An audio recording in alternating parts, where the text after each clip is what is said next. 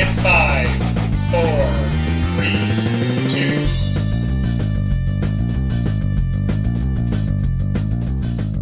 Hi, and welcome to Exploring Hobbies. My name is Randy Nunez, and today's hobby we're going to talk about is koi and pond.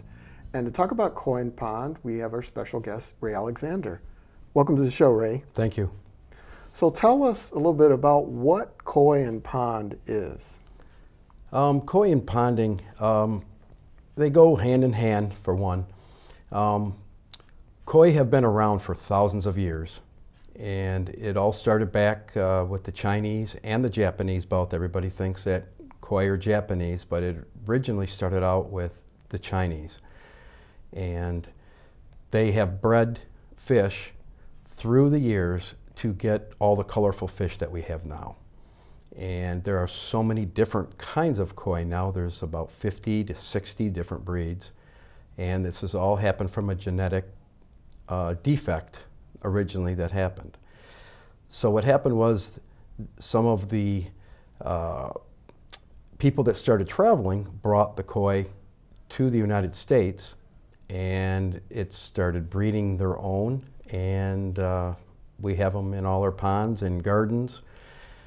And part of the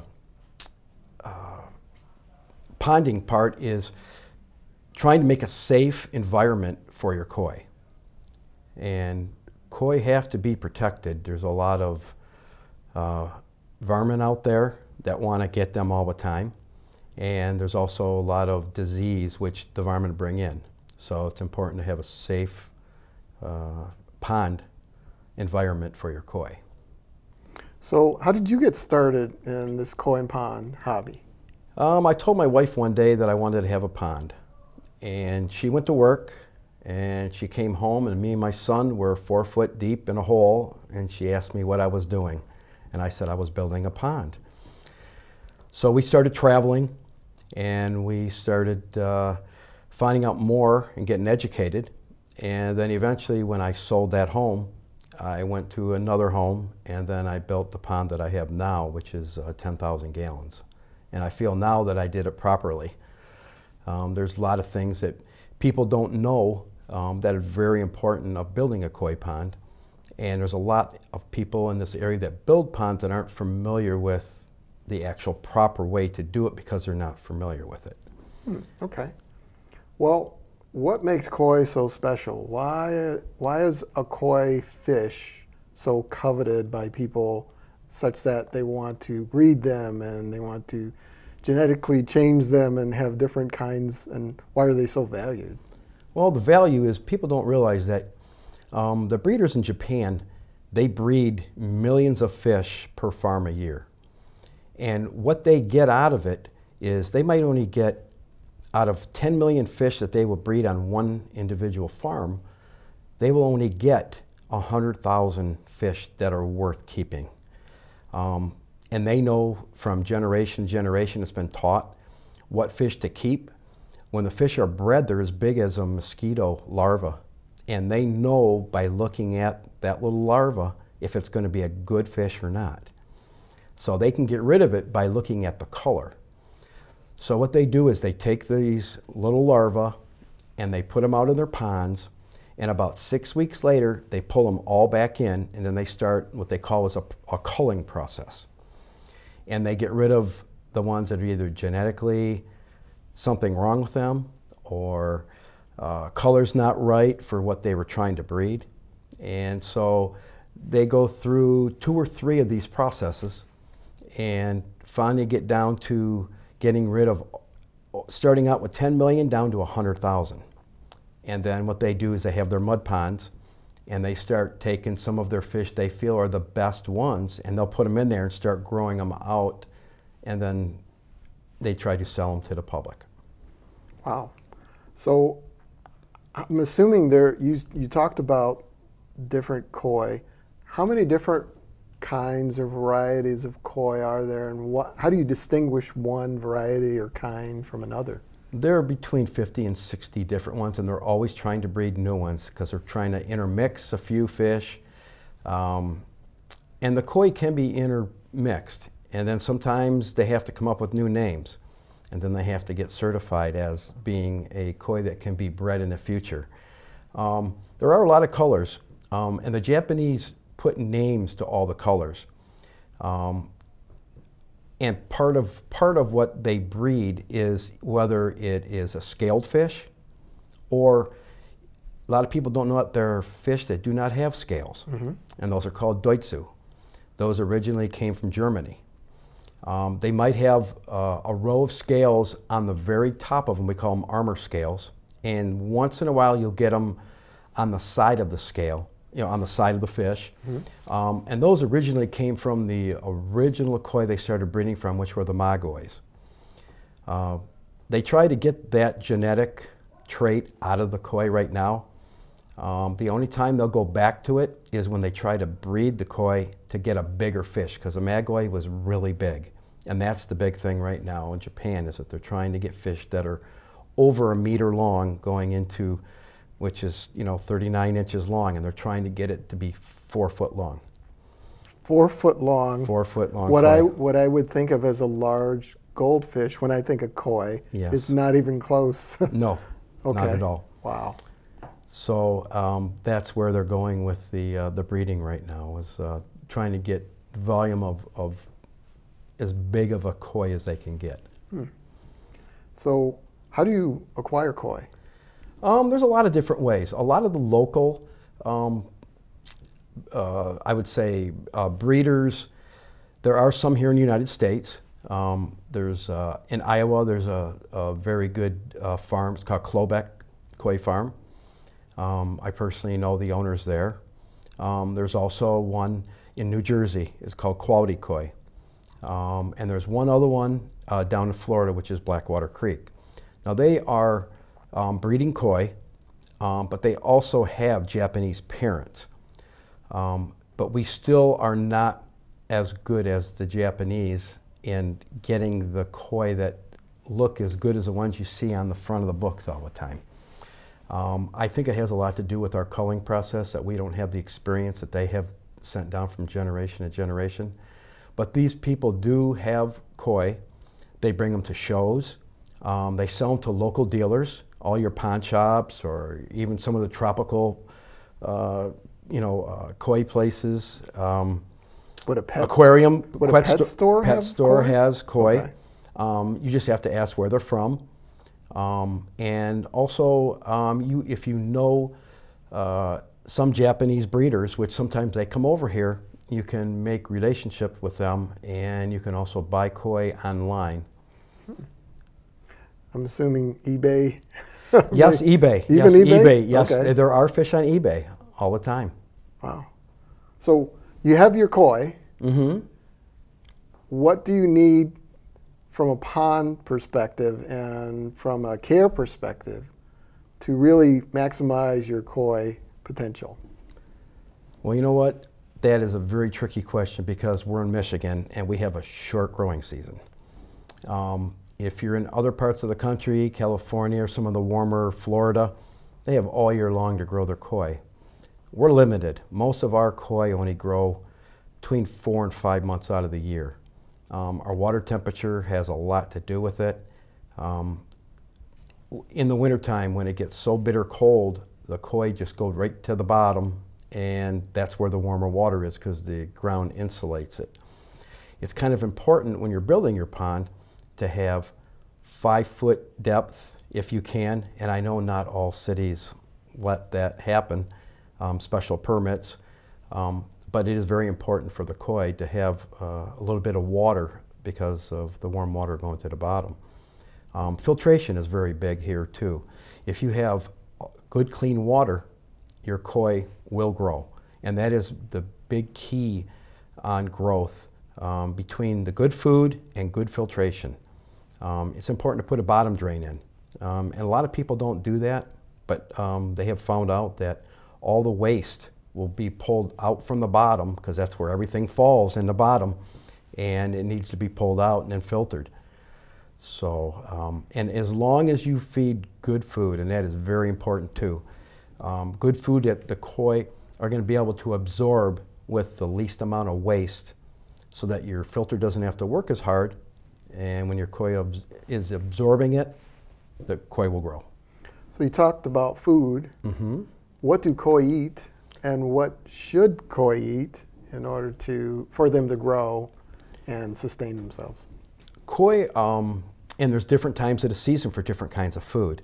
When you come out of the winter, you cannot feed your koi a real high protein food. Their bodies can't absorb it yet because they've been kind of in hibernation because they've been cold. They're not eating. If they get hungry in the wintertime, they'll eat on a little bit of algae here and there, which is called spirina.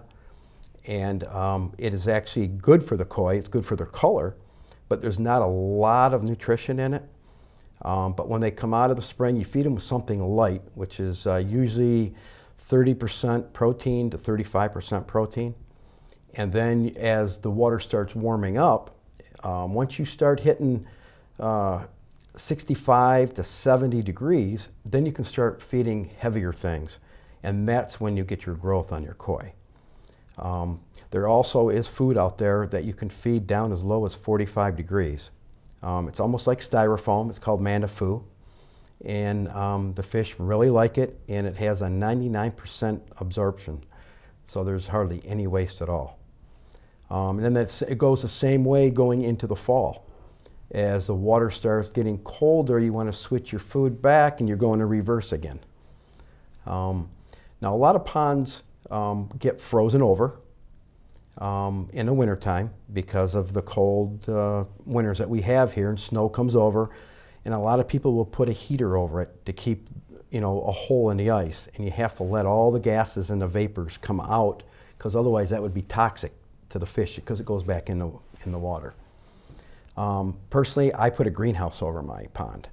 It takes me a weekend to put up, and the greenhouse is big, but it never freezes.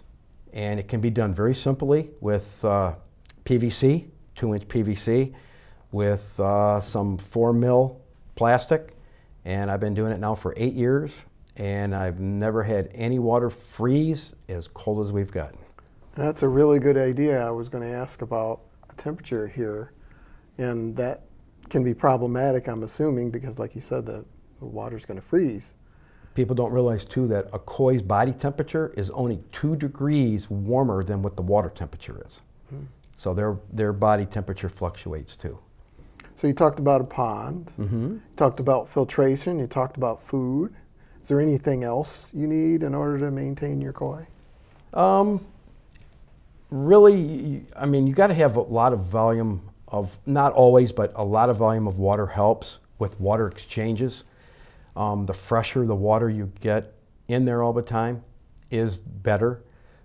Fish put off a hormone, and if you get too much of that in there all the time, the fish won't grow. It's kind of the old saying about putting a goldfish in a bottle. It'll grow enough where it won't come out of the bottle, but then it stops growing. It's because there's water in there, has hormones in it, and it just shuts its system down. By doing water changes, some people do them every day, which is expensive, but also you do them normally once a week, and you try to do about a 20 to 30% water change every week. It can be expensive. That's a lot. Yes, it is. But there's, depending on where you are in this hobby, that has a lot to do with it. And that's where we educate people that come in.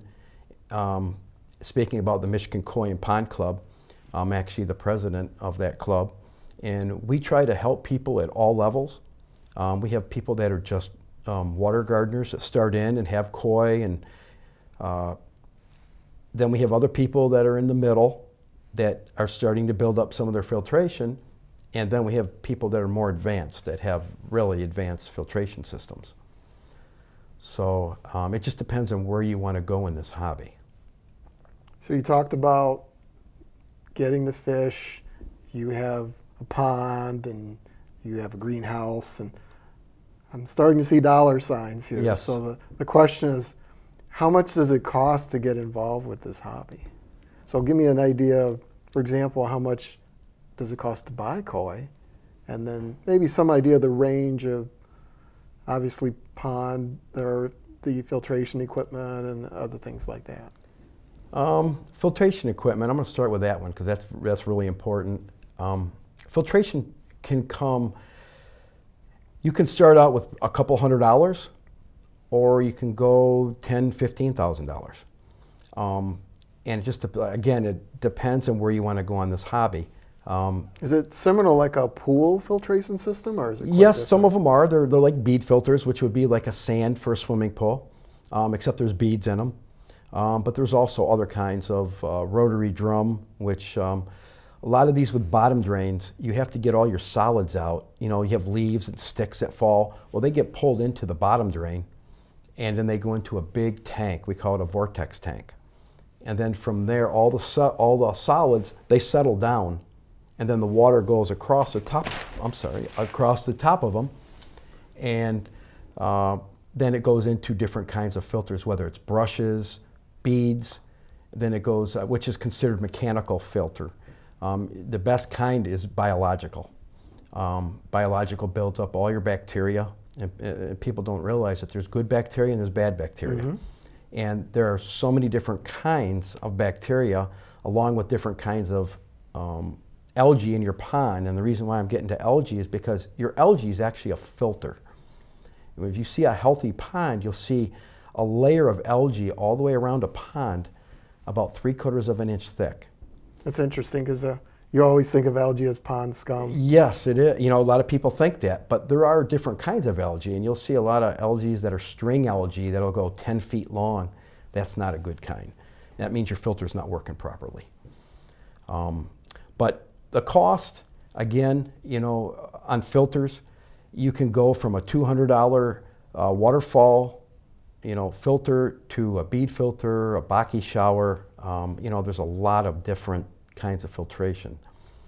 Now, if you want to talk about koi vary in major prices. People that show koi, they look for a little bit better quality of a fish because they want to grow it out, or if they're buying one that's already a 1-year-old or a 2-year-old, and that way the sex is already determined. When you buy them small, you don't know what they are. And really? Sometimes you can't tell the sex of a koi until they're 18, 19, 20 inches long. And when you're showing koi, females are preferred because they have a fuller body, and the judges prefer the big, solid koi. Mm-hmm. And they just look so prestigious swimming in the water and so graceful. Koi can go anywhere from, I've seen them as low as $5 in some of the aquarium shops, and they have sold up to $50,000, $60,000, $70,000. That's quite a range. Yes, it is. Most people don't spend that, but if you wanted to get a decent koi, you probably would spend $500 or $600, and that would be probably a smaller, high quality, maybe 12-inch koi. Okay. Are there clubs? I think you mentioned you have a club. Yes. But I'm assuming there are clubs that people who are interested in koi and pond become engaged in. Oh yes, there are clubs all over the country. There's probably over 100 clubs in this country. We have 3 or 4 here in the state of Michigan. We kind of find ourselves as being the educational club. We try to educate everything that we have talked about, from filtration to different kinds of koi. We bring in breeders from around the country and the world. We've brought Japanese people in. We bring people that build filtration systems. It's just a total educational club, and anybody from a starting point that wants to just start with a little pond to the advanced. And we always tell people, if you think you're going to go later in life, you're going to want a bigger pond, build it first. And don't build the small one because it costs more money in the beginning, you know. But it's all up to the person. But we can help them. In Michigan Koi and Pond Club, we meet once a month, and it's usually the 3rd Saturday of every month. And we rotate our meetings. We don't have them in one particular place. Sometimes we go to different people's homes so that we can see their ponds, and they'll explain their pond, their fish, and things like that. And then we'll go on with our regular part of the meeting. Okay. Or do you have, a lot of hobbies have shows where people who are in the hobby get together and they do things at the shows. Do you have shows, and what do you do when you're at the shows? Yes, we do have a show. Usually we have our show. It's the third weekend in August. We just had our fourth show, and it was out in Highland, Michigan. It was sponsored by the Pond Place of Michigan. We were one of the first clubs here in Michigan, and as far as I know, we're the only club in Michigan that has brought a koi show to our area.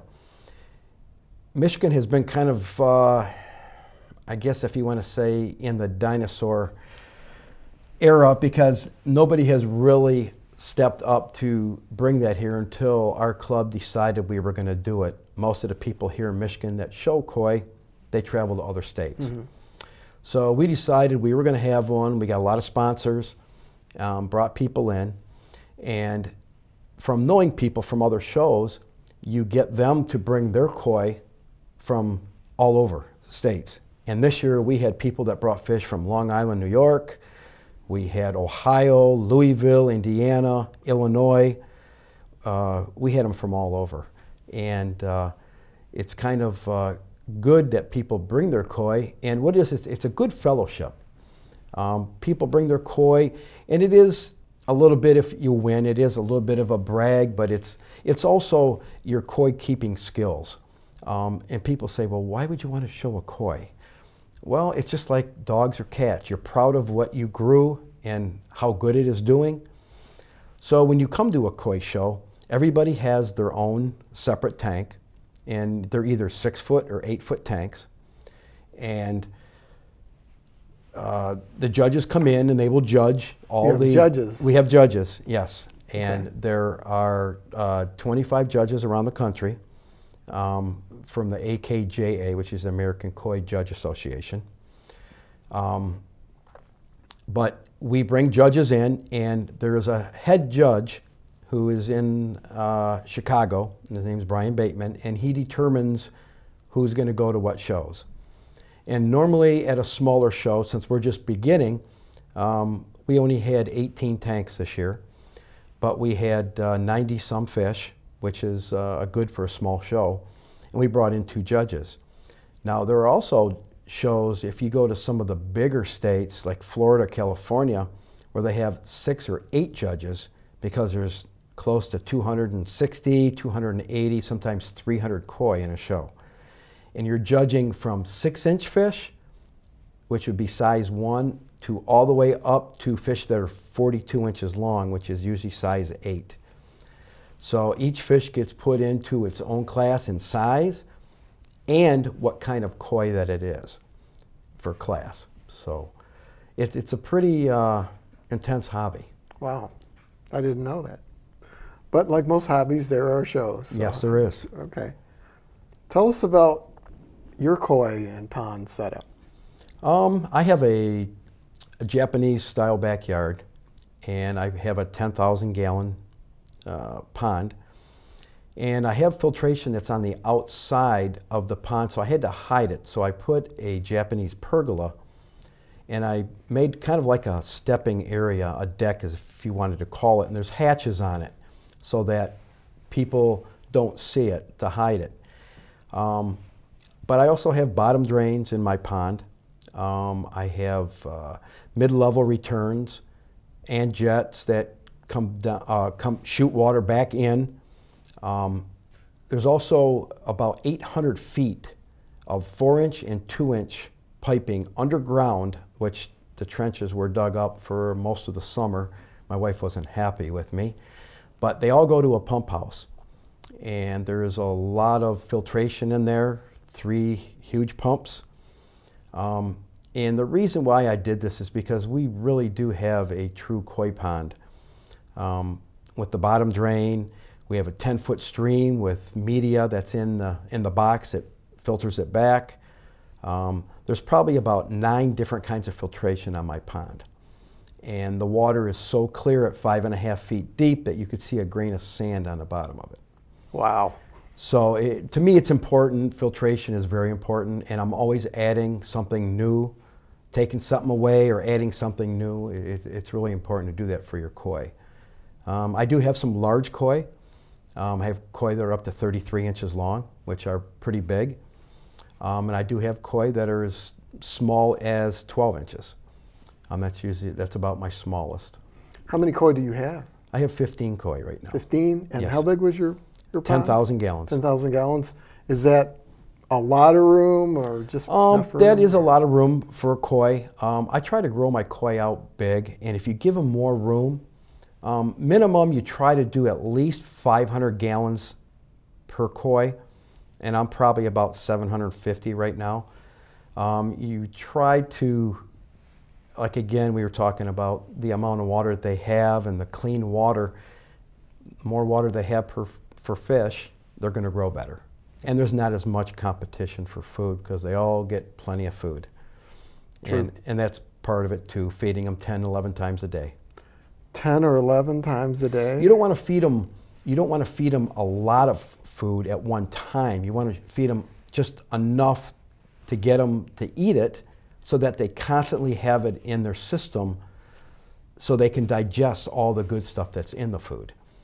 And that's the whole idea of getting them to grow big, is the short little amounts of food all day long. I hope you have auto feeders or something. Some we do. I have a wife that works nights. I work days, so when she's at work at night, I'm feeding them, and when I'm at work at day, she feeds them. So it's a shared responsibility. Yes, it is.